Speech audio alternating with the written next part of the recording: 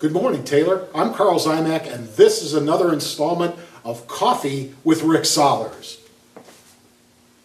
Hey, good morning, Rick. How you doing? Good morning, Carl. Good. How are you? Not too bad, not too bad. You can't be too happy with the mayor we just did, since we're taping this now. Last night you just did the News Herald debate. Correct. With the mayor, and he was talking a lot about literature and basically the up and up of the campaign. And he comes out with a tech rag. Okay, they're back, voters beware, things like that. He's trying to paint a picture of you being a huge spender and that you're going to bring back basically every political name in the history of Taylor. Can you address that? Sure, Carl. Thanks for the opportunity. When I first got this, number one, the fact that there's a mockery of this whole thing, as if, these ridiculous numbers have anything to do with these people that are named on here. And then the they're back. It's very misleading. We are not bringing people back. What we are doing is building relationships.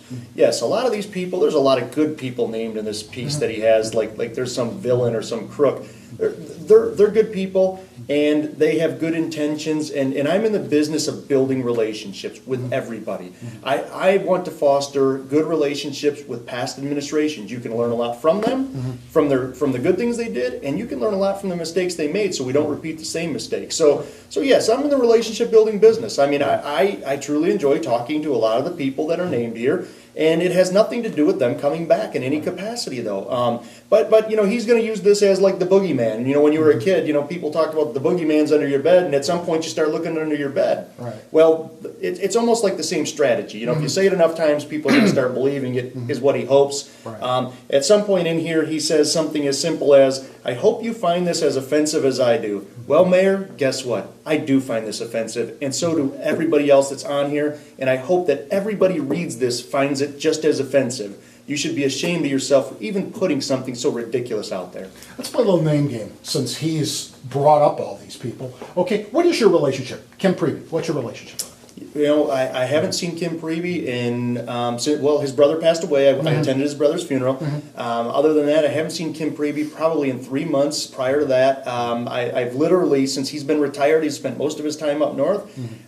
He's a friend from his term as mayor in Taylor when I served with him as a city councilman.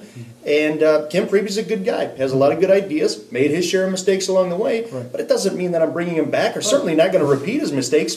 If anything, I'm going to learn from his mistakes so we don't continue to do the same things over and over. Jim Riddle. Jim Riddle, I've met a handful of times. As a matter of fact, I would argue that the mayor has a better relationship with Jim Riddle than I do. Jim Riddle was the one that helped him in his campaign previous. Right. So Jim has attended a couple of our functions. We played golf together. We got paired up in a Fish and Loaves golf outing. Apparently, that turned into a big deal as we were there, just all for the same good cause, and trying to help out Fish and Loaves. Right.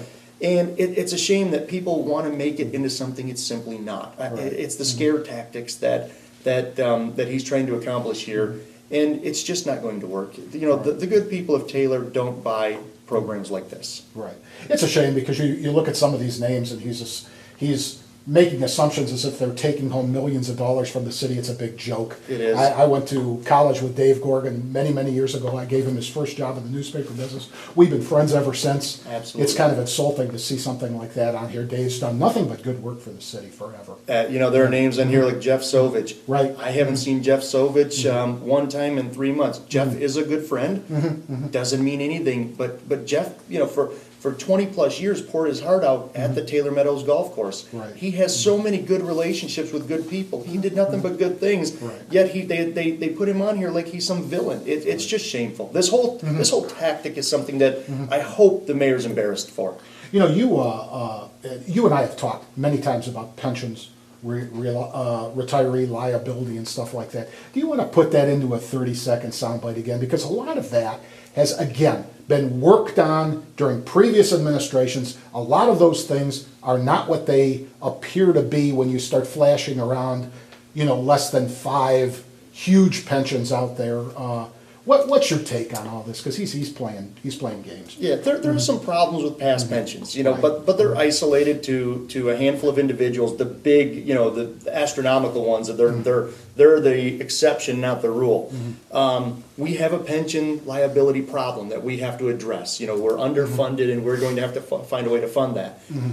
And we're going to have to negotiate better contracts moving forward, so that we can't go back into the pensions of the old days. We have to go into pensions that we can afford, the 401k Right. types of programs that other employers offer, where there's matches from the employee and the employer. Those are programs we're going to have to continue on moving forward, but we're going to have to find a way to deal with the pensions that we have at hand. The only way to fix pensions is in the real world is, if you file for bankruptcy, I suppose that's one strategy, but of course the downside, look at what's happening in the city of Detroit. Oh, yeah. The downside of bankruptcy is simply not an option. We just have to find a way to carve through it and, develop a better program moving forward. Right. So, And as Plant Moran told the mayor previously, you can't do all of this through cuts. that's right. You have to have revenue on the side. That doesn't mean an increase in taxes, it means more revenue. Yeah. And the mayor has missed that all along. Yeah, taxes are revenue. Right. Economic development is revenue. Right. We have to go out and foster better relationships with businesses,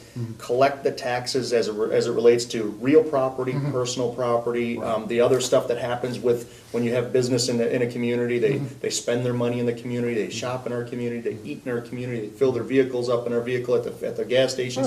Right. They do all those things in our community.